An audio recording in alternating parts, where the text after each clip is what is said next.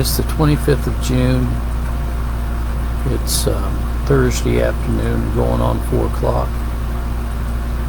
Mark is going to read from the 55th Psalm. He's going to actually be reading Psalm 55, 16 through 23. 16 through 23. 17. 16 through 23. As for me, I will call upon God, and the Lord shall save me. Evening and morning and at noon will I pray and cry aloud, and he shall hear my voice. He hath delivered my soul in peace from the battle that was against me, for there were many with me. God shall hear and afflict them, even he that abideth with old Selah. Because they have no changes, therefore they fear not God. He hath put forth his hands against such as be at peace with him. He hath broken his covenant. The words of his mouth are smoother than butter, but war was in his heart. His words were soft and oil, yet were they drawn swords.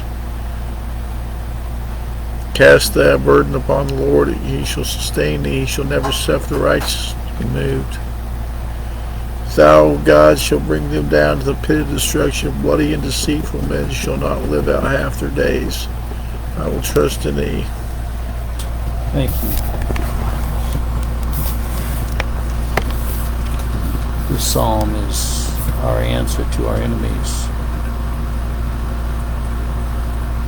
There's been many times when I felt like the whole world was against me. When I was involved with the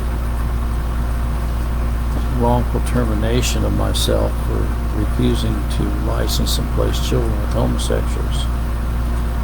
The whole wrath of the state of Missouri was on me. From the governor down to the director of the Department of Social Services for the state of Missouri, the Attorney General of the state of Missouri, and all the supervisors in the state of Missouri that I was under. But God intervened for me and gave us a victory in our case. That was 25 years ago. But the same God that was victorious for me 25 years ago is still victorious for me today. That is why the 55th chapter of Psalms is so precious to me, beginning with verse 16. As for me, I will call upon God, and the Lord shall save me. That's what I did back then. I realized the only way we'd ever win the case is if the Lord intervened. Evening and morning and at noon I will pray and cry aloud, and he shall hear my voice. He hath delivered my soul in peace from the battle that was against me. For there were many with me.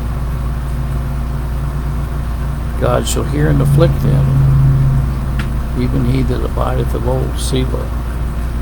Because they have no changes, therefore they fear not God. You know, Governor Carnahan was running again for office at that time and had met with a group of homosexuals that were giving him lots of money. And when he left that meeting, he got in his plane and went up, had his son with him, and the plane crashed and killed both of them. This verse says, God shall hear and afflict them, even he that abideth of old Selah. Because they have no changes, therefore they fear not God.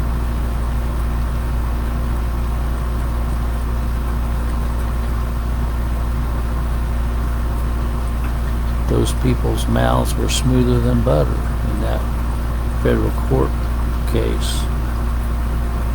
Their war was drawn in their hearts.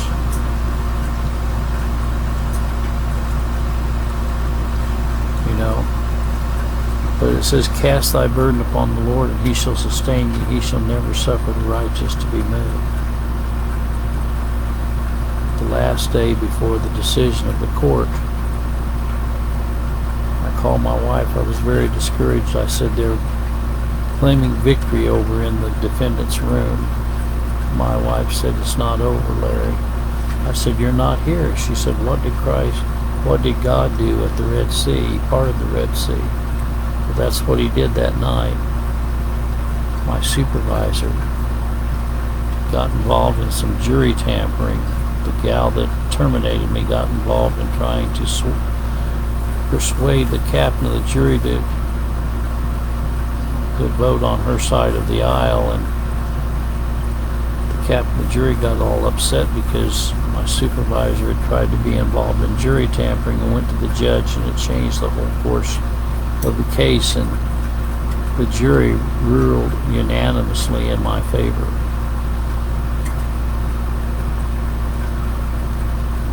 But thou, O God, shall bring them down into the pit of destruction. Bloody and deceitful men shall not live out half their days.